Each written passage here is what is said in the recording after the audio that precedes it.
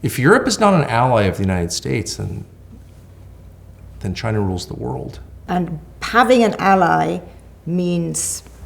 Treating it like an ally, in contrast to the way we're currently treating it. Okay, I would. Europe needs to be an ally. Now, you've got a whole crop of silly leaders and a lot of bad post-war attitudes, but fundamentally, Europe is our ally, allied on the deepest possible levels, and no one in the United States wants to admit that. So if Europeans feel threatened by an aggressive, expansionist Russia, you would take that into account as an ally?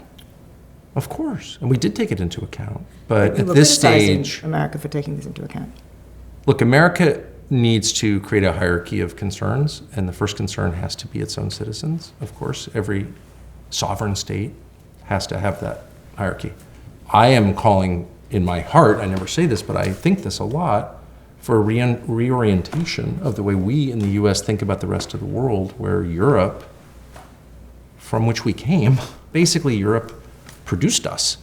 You think America first means doubling down on Europe as an ally? Of course. Threatening to take Greenland part of that? I don't really understand that. I mean, I personally felt that that was counterproductive to our goals, our natural goals. I think there are people in the US government who really, really hate Europe.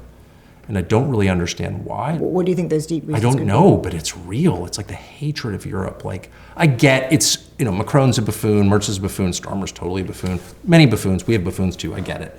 But like, blowing up Nord Stream?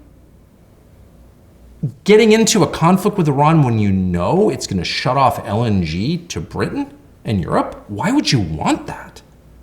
First of all, Europe is the global center of beauty, which is really meaningful to me. Second, the world is cleaving along hemispheres. Duh. We didn't choose that, it's just happening. So why would you want to accelerate the death of the people you have the most in common with, who were part of your coalition in the end?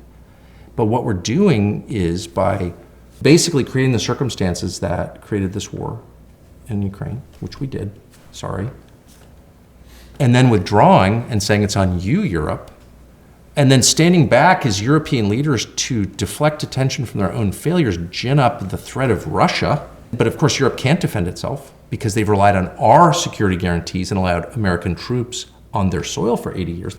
We are putting them into a position where they have no choice but to look for other alliances. And I don't know why. It's just inevitable. I don't know what those will be. I mean, I assume China, but I don't know. But they're going to have to look elsewhere. Why would we want that?